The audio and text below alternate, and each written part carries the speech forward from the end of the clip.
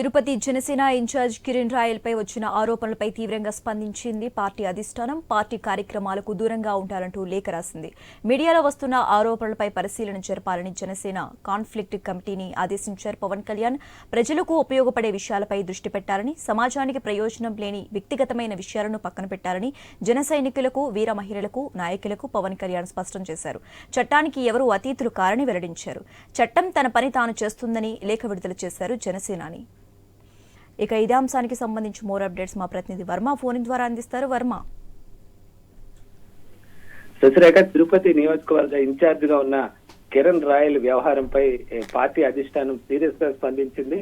గత కొన్ని రోజులుగా కూడా మీడియాలో ఏదైతే కిరణ్ రాయల్ సంబంధించి ఒక మహిళను మోసం చేశారంటూ కూడా వస్తున్న వార్తలపైన అధిష్టానం కూడా దృష్టి సారించింది.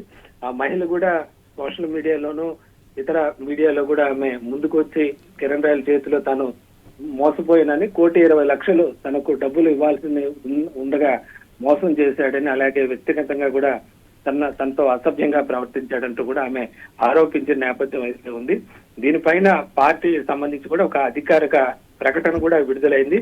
పార్టీ సంబంధించి పార్టీ అధ్యక్షుడు, రాజకీయ కార్యదర్శిగా ఉన్న పసుపులేటి హరిప్రసాద్ ఒక ప్రకటన అయితే జనసేన కేంద్ర కార్యాలయం నుంచి విడుదల చేశారు. ఏదైతే ప్రస్తుతం కిరణ్ రాయల్ వ్యవహారం పైన పార్టీ కాన్ఫ్లిక్ట్ కమిటీ విచారణకు ఆదేశించారని, పూర్తిగా అన్ని ఆధారాలను పరిశీలించి ఏదైతే ఇతని పైన, కిరణ్ రాయల్ పైన ఈ విచారణ పరిశీలన పూర్తయ్యే వరకు కూడా పార్టీ కార్యక్రమాలకు కిరణ్ రాయల్ దూరంగా ఉండాలని చెప్పి కూడా ఆదేశించడం జరిగింది. అలాగే మిగతా నాయకులు కూడా ప్రజలకు ఉపయోగపడే విషయాలపైనే దృష్టి సారించారు తప్ప వ్యక్తిగత విషయాలతో పార్టీ పరువు బజారు కేర్చేద్దంటూ కూడా అందులో కూడా స్పష్టంగా ఒక నోట్ అయితే విడుదల చేసిన పరిస్థితి అయితే ఉంది. మొత్తం మీద కిరణ్ రాయల్ పైన పార్టీ అధ్యక్షుడు సీరియస్ గానే స్పందించినట్లుగా కూడా పార్టీ వర్గాలు చెప్తున్నాయి. ఇలాంటి వాటిపైన చూసి చూడనట్లు ఉదాసీనంగా ఉంటే పార్టీ మనుగడకు, అలాగే పార్టీకి కూడా చెడ్డ పేరు వచ్చే అవకాశం ఉన్నట్లుగా కూడా పవన్ కళ్యాణ్ భావించినట్లుగా తెలుస్తోంది. అందుకనే ఈ చర్య అయితే తీసుకున్నట్లుగా కూడా తెలుస్తోంది. ఇక కిరణ్ రాయల్ వ్యవహారం సంబంధించి కూడా గతంలో కూడా ఆయన పైన వివాదాలు చోటు చేసుకున్నాయి.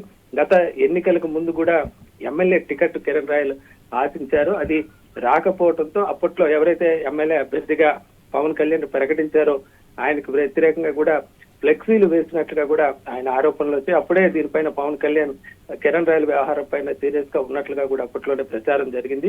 ఆ తర్వాత కూడా ప్రధాన నాయకులందరూ కూడా దాదాపు ఆయనకు దూరంగానే ఉంటున్నారు. అంతేకాదు కిరణ్ రాయల్ అనుచరులు కూడా ఆ తర్వాత కాలంలో ఆయనకు దూరంగా జరిగినట్టుగా కూడా తెలుస్తోంది.